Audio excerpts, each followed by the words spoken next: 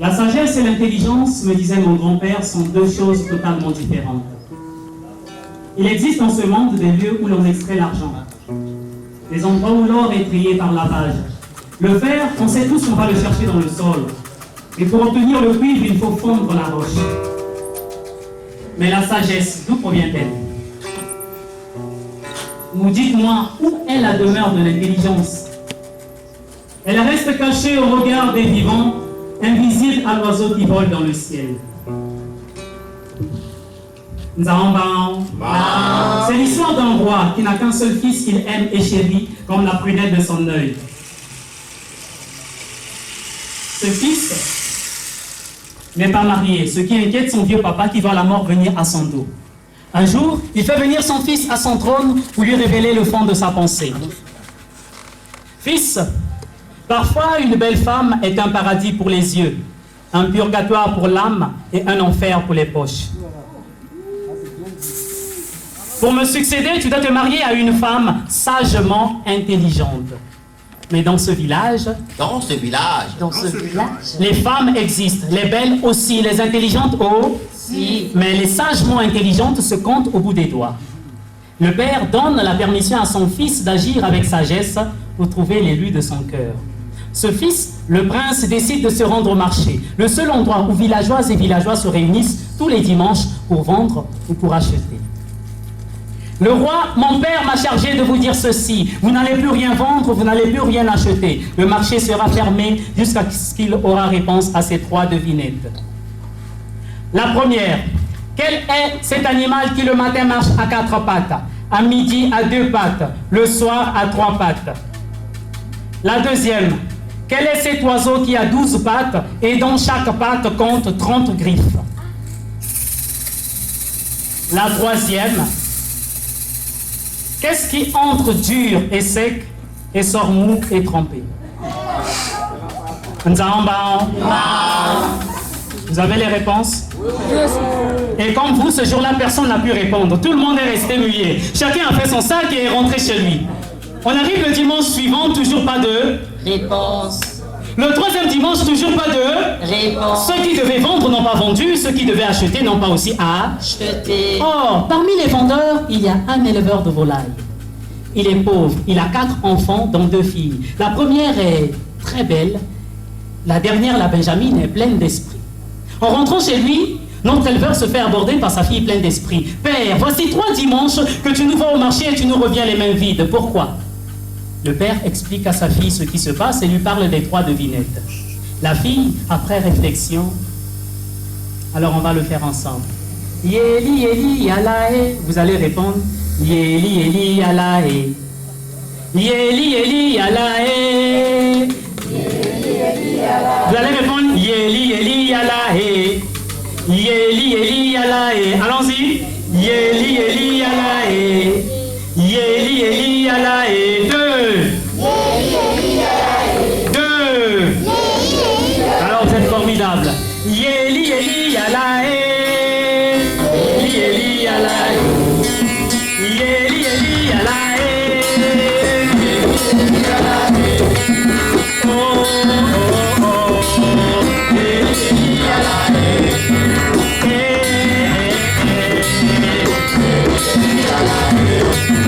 Yéli, Yéli, Yalaé.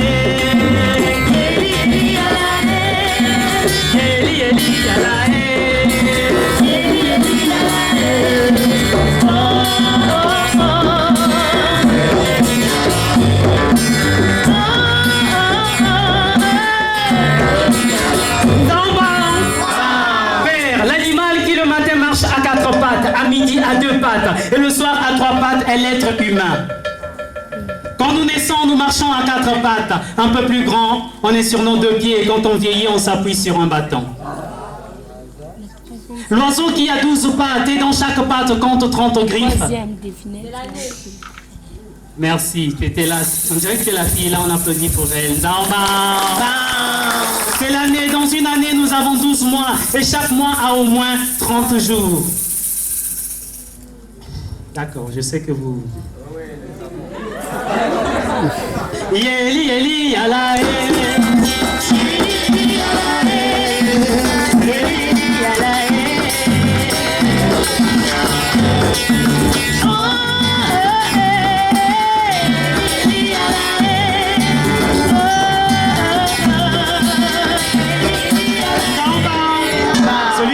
ce monsieur me disait, bon, même en ce moment, on peut même s'arrêter là, on rentre à la maison, on risque de se faire tabasser, c'est clair. Vous avez bien envie de connaître... Alors, quant à ce qui entre dur, et celle qui sort mou et trempée,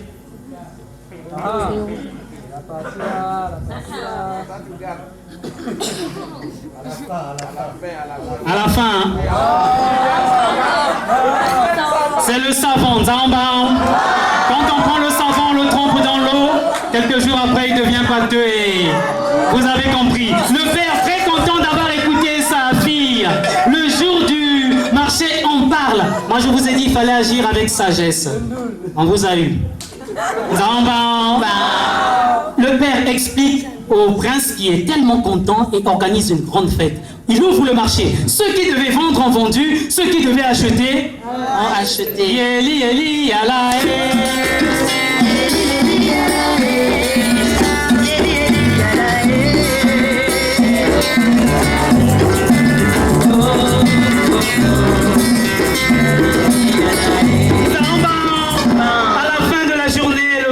s'invite au domicile de l'éleveur. Quand il arrive, il est reçu par la Benjamin pleine d'esprit.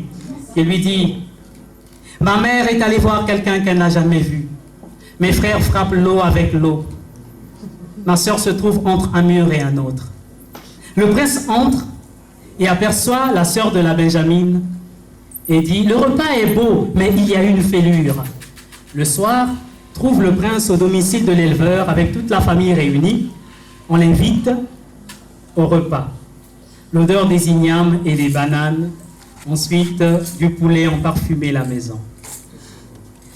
Le prince, dans sa modestie, s'invite à servir le repas. Il donne la tête au père, il donne la poitrine à la mère, il donne les ailes aux filles, il donne les cuisses aux garçons et lui, il se serre les pattes. Après avoir mangé, ils se sont pleinement rassasiés.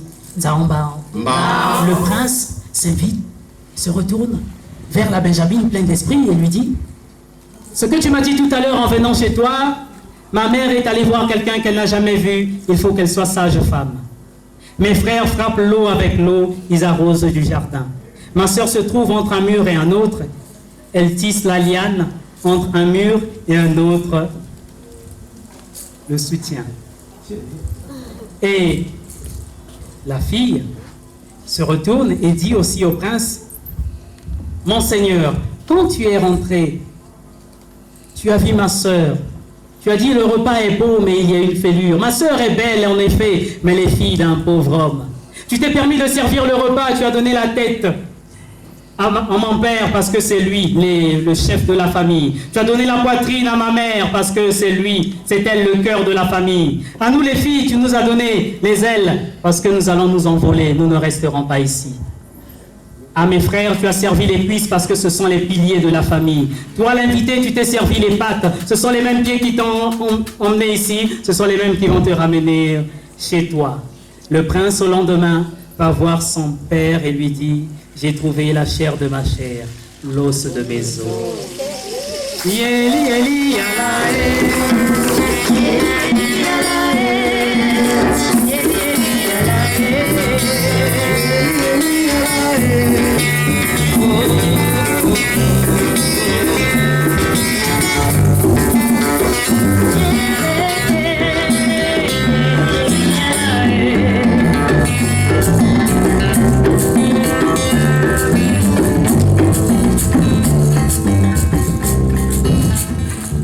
Zambao, ça va, on peut continuer?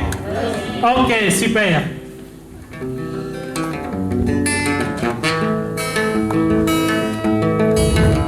Je vais voir donc ouvert.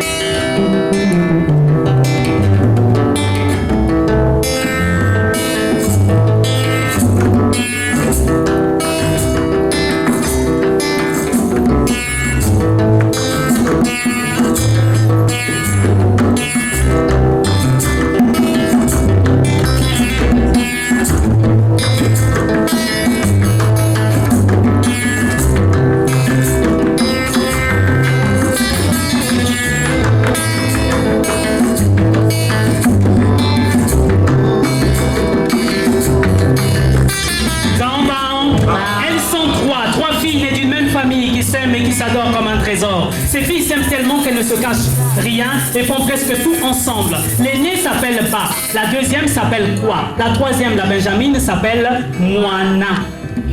Elle a un petit rat comme animal de compagnie qui traîne toujours dans son petit sac. Un jour, l'aîné revient du puits avec une calebasse remplie d'eau. Une fois devant la case, la dépose, entre dans la maison pour chercher un autre récipient. Quand soudain, elle entend des voix derrière la maison. Ce sont ses parents qui parlent à sa petite sœur, Moana. Moana, tu es notre fille, nous t'aimons, tu es notre... Tu dois le savoir, surtout moi, ta mère qui te parle. J'ai failli mourir pour t'avoir et ton père ici présent ne me dira pas le contraire. Quand je te vois, mon cœur est en joie. Et tu dois le savoir, de toutes nos enfants, tu es la préférée, l'enfant chéri de papa et maman. Ba, qui a tout entendu, se met en larmes, sort de la case et court vers le puits pour tout raconter à sa petite sœur Kwa. Voilà comment la jalousie et la haine sont entrées par la grande porte dans cette famille où l'amour et l'harmonie étaient le repas quotidien.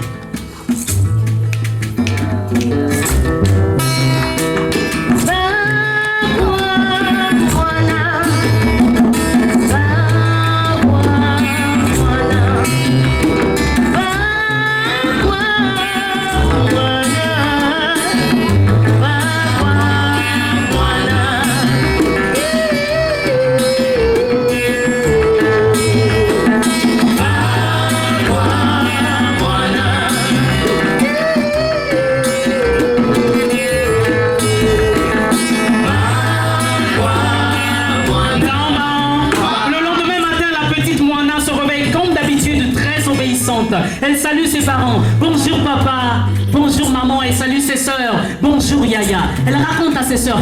Cette nuit j'ai fait un rêve. Le prince, le fils du roi, voulait se marier. Toutes les filles étaient invitées à se faire belles afin qu'ils puissent choisir la plus belle. Tout le monde était là. Nous aussi, nous étions... J'étais la seule qui avait touché le cœur du prince. Ba et Kwa se sont regardés. Il faut la prendre au sérieux. Déjà que les parents la préfèrent que nous, c'est leur enfant chéri. Il faut éviter qu'elle vienne voler notre chance de mariage. Mais il va falloir faire quelque chose. Nous allons vérifier si elle est vraiment la plus belle de nous trois. Elles appellent leur petite sœur. Moana, oui Yaya. Demain après les travaux ménagers, tu mettras ta plus belle robe et nous irons faire un tour. Le lendemain, les voici toutes brillantes dans la rue. Elles se retrouvent devant une vieille femme. Bonjour mamie, bonjour les filles. Tu peux nous dire de nous trois qui est la plus belle? Oh les filles, vous êtes toutes... Vos tresses sont...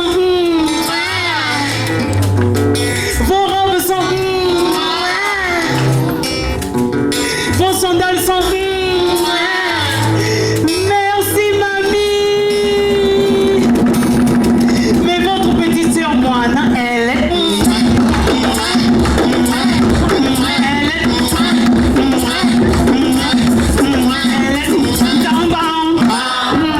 Bien sûr elle. Ba et Kwa se sont regardés, les deux ont bizarrement regardé la vieille femme. Elle est trop vieille, qu'est-ce qu'elle connaît encore de la beauté? Tala, allons voir ailleurs, hein. Peut-être que la prochaine personne nous dira le contraire. Elle se remet en route et se retrouve devant un vieil homme aveugle. Bonjour papy, bonjour mes filles, tu peux nous dire de nous trois qui est la plus belle? Oh les filles, quels sont vos noms? Chacune donne son nom, alors je vais vous appeler. Si vous me répondez, je vous entendrai avec mes oreilles et je vous verrai avec mes yeux du cœur qui ont un sens de vision beaucoup plus performant que vos yeux de la tête. Et je saurai qui est la plus belle. Alors, cher public, nous allons le faire ensemble. Si vous chantez bien avec nous, vous allez permettre au vieil homme aveugle qui ne voit plus qu'avec les yeux du cœur, qui a un sens de vision beaucoup plus performant que nos yeux de la tête, de voir qui est la plus belle de ses filles. Mais si vous ne chantez pas, l'histoire va changer de sens et vous en serez responsable. Puisqu'il y a trois... Alors, puisqu'il y a trois filles, on va essayer de scinder le public en trois. Donc, un, là-bas deux, et ici trois. Donc, au rythme, Ba, Kwa, Moana. C'est bon? 1, 2, 3, top. Ba, Kwa, Moana. Ba, Kwa, Moana. Ba, Kwa, Moana.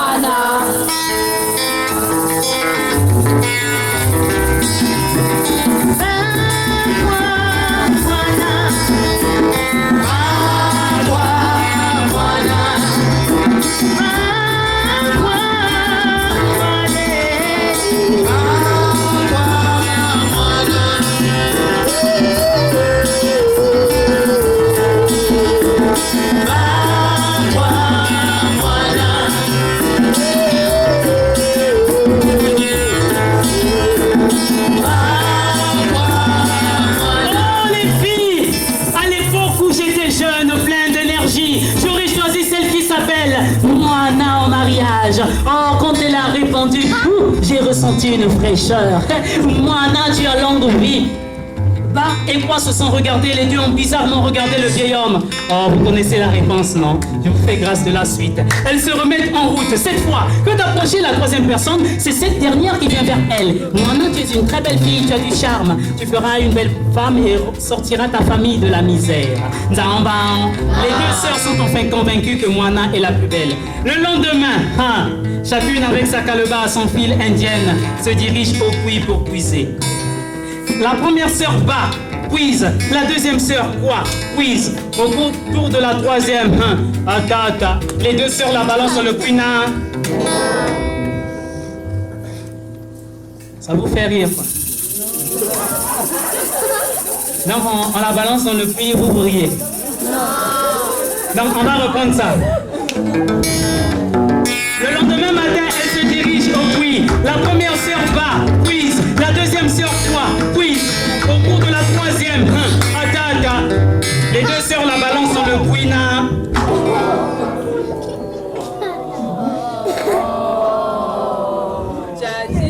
Je vous avais dit qu'on pouvait être aussi humain, non?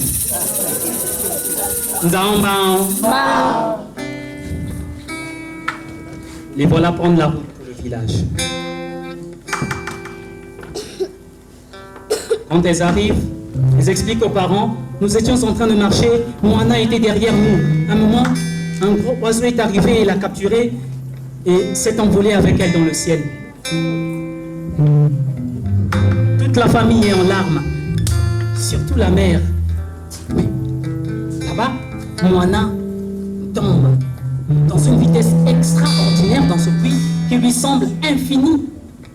Ne sachant absolument pas ce qui se passe, avec comme seule idée en tête l'inévitable moment où son corps va s'écraser au fond du puits. Ne sachant pas nager, elle ne se rendra pas compte que c'est fini. Moana tombe. Moana atteint le fond. Tout est noir et sec. C'est impossible. C'est incompréhensible. Mais un puits d'à peine 5 mètres qu'elle a l'habitude de venir puiser de l'eau et qu'on la balance dedans, sa chute lui semble beaucoup trop longue et qu'à la fin, ce puits soit vide. Mais elle ne rêve pas, Nzamba. Tout lui semble bien réel. Elle aperçoit tout au fond un point lumineux. Plus elle avance pour le toucher, plus il est fuyant. Le silence y est d'une telle épaisseur que son fort intérieur est tétanisé de peur.